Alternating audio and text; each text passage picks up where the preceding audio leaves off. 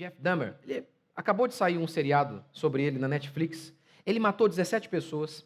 Depois que essas pessoas morriam, ele mantinha relação com essas pessoas. E vocês entendem o que eu quero dizer? Ele devorava literalmente essas pessoas, ele era um canibal. Quando o prenderam, havia partes de pessoas na geladeira dele. O cara era um monstro. De acordo com a Escritura, esse tipo de crime é punido com morte, pena de morte. Assim como o ladrão na cruz. Assim como em Israel, nós vemos que esses crimes hediondos exigiam pena capital. A prisão, então, desse Jeff Dahmer, no caso, ele recebeu prisão perpétua, mas o mataram na cadeia. Mas a prisão dele foi justa e menos mal. O mais correto era a pena de morte mesmo, com ele. Mas, apesar de saber que isso é justo, que ele deveria ser preso, que ele deveria ser morto, ele poderia ser perdoado? O perdão não anula o fato de que ele tinha que ser condenado. Ele tinha que ser. E ele foi. Justamente. Agora, quem em todo o mundo perdoaria um cara desse? Ninguém. Só duas pessoas perdoaram esse homem. Deus e o pai dele. E o pai nem conta. Porque o pai perdoa mesmo. O pai é a materialização de Deus na terra. Só Deus. Só Deus. Mas a Bíblia declara que se ele se converteu de verdade como ele parece que se converteu, porque ele declara, numa última entrevista, ele confessa seus pecados e diz que a culpa não era de mais ninguém a não ser dele mesmo. Se ele de fato se confessou, se ele de fato se arrependeu e creu, o que a Bíblia diz é que até esse cara foi salvo. E aquela senhorinha que está lá na rua, se não creu, disse Jesus, quem não crer em mim já está condenado. Entende agora porque a Bíblia diz que o Evangelho é loucura para os que se perdem? Mas é isso que a Escritura declara, que onde houver confissão de pecado e crença em Cristo Jesus, haverá perdão. Haverá perdão. Porque o que a Bíblia declara é que todos são pecadores, sem exceção. E que, se você não fez coisas piores, é porque Deus de alguma maneira te freou.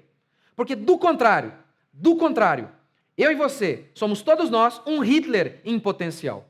E se você não acredita nisso, eu poderia contar para você das várias e várias senhorinhas que eu já aconselhei aqui nessa igreja. Gente que um dia estava lá, teve uma vida aparentemente boa, diz ela.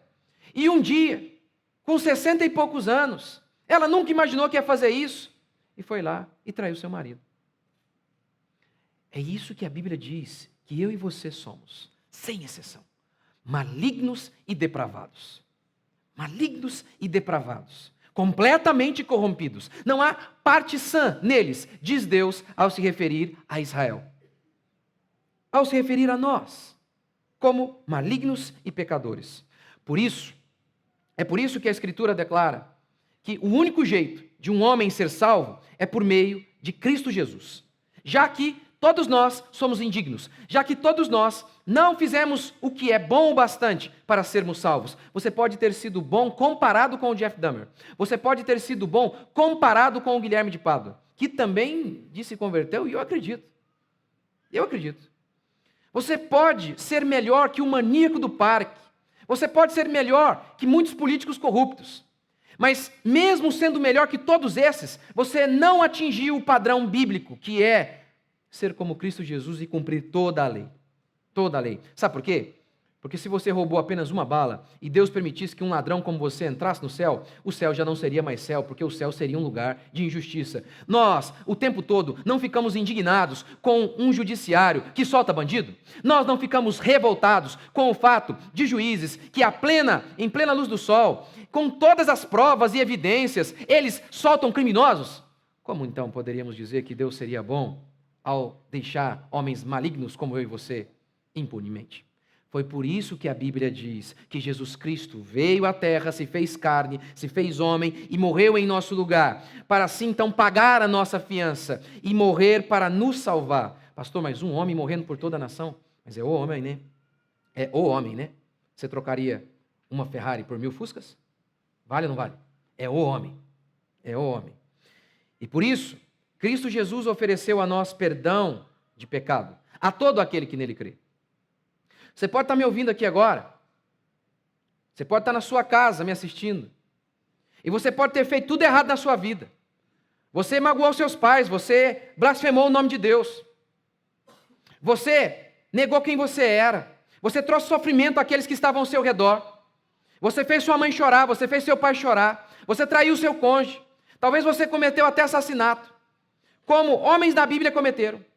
Mas o que a Bíblia diz é que não há um lugar tão fundo que você tenha ido que Cristo Jesus não possa descer e te resgatar. Não há sujeira tão terrível, não há pecado tão sujo que o sangue de Jesus Cristo não possa lavar. Essa é a promessa do Evangelho, que nenhum de nós vai ser salvo com base naquilo que fazemos, porque se fosse assim, não haveria salvação para ninguém.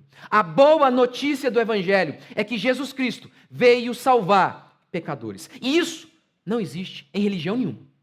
Não existe. Todas as religiões do mundo salvam pessoas boas e por isso não salvam ninguém. Cristo Jesus é o único que promete salvar pecador. Isso a gente chama de graça.